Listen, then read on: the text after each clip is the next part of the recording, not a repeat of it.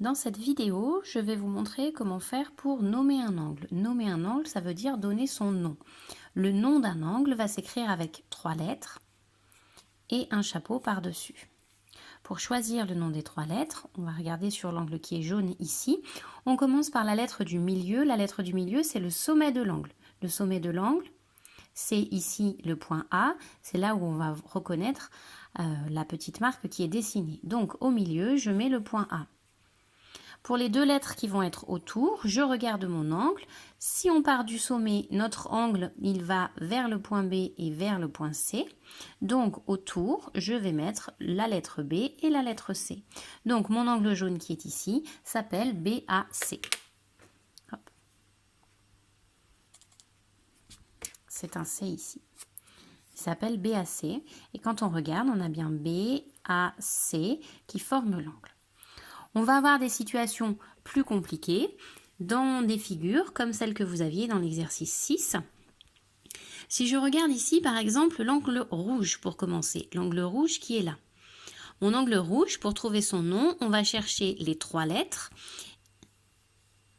1, 2, 3 et on écrira avec un chapeau. On commence par la lettre du milieu. La lettre du milieu, c'est le sommet de l'angle.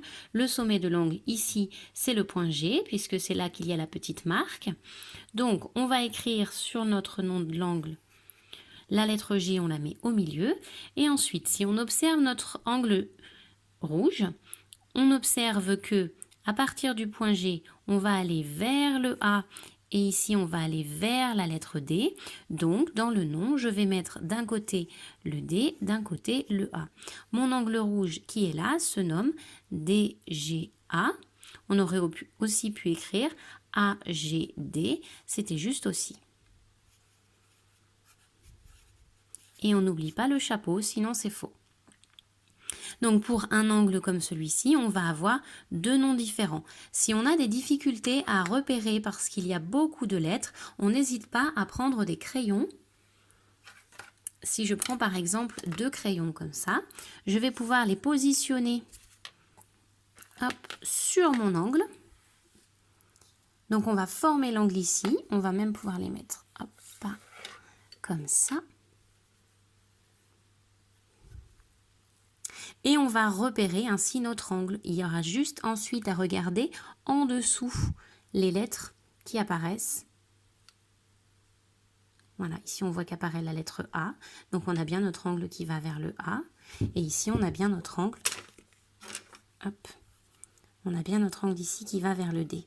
Le fait de poser les crayons, ça peut vous permettre de mieux voir où se situe votre angle. Et ça vous permet aussi de ne plus vous occuper de tous les points qui sont autour. Donc si vous avez un petit peu de difficulté, n'hésitez pas à poser des crayons ou une règle ou quelque chose comme ça qui peut vous aider à repérer. On va refaire cet exercice cette fois-ci sur l'angle jaune. Donc notre angle jaune, il est un petit peu plus compliqué à nommer parce qu'il y a plein de lettres. Si on regarde le sommet de l'angle, ça va être le point B. Cette lettre-là, elle n'a pas de souci. Hop, je prépare avec mon chapeau. En revanche, pour les 2 lettres qui sont autour, on va avoir un petit peu plus de difficulté parce que si on regarde par ici, notre angle, il va vers F, vers G et vers A. On va choisir une des 3 lettres, celle qu'on veut. Par exemple, je choisis le F, puisque de ce côté, on va bien vers le F. Donc si je mets F ici, c'est juste. De l'autre côté de l'angle, on va vers le E ou vers le C. Je vais choisir une des lettres. Donc par exemple, je vais choisir E. Donc, mon angle jaune s'appelle FBE, c'est juste.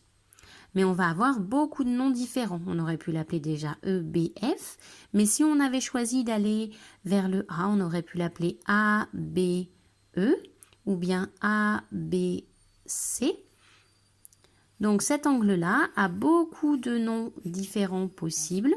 Si vous en avez trouvé un qui est juste, ça suffit, c'est tout ce qu'on vous demandait. Inutile de mettre la liste de tous les noms possibles que vous trouvez.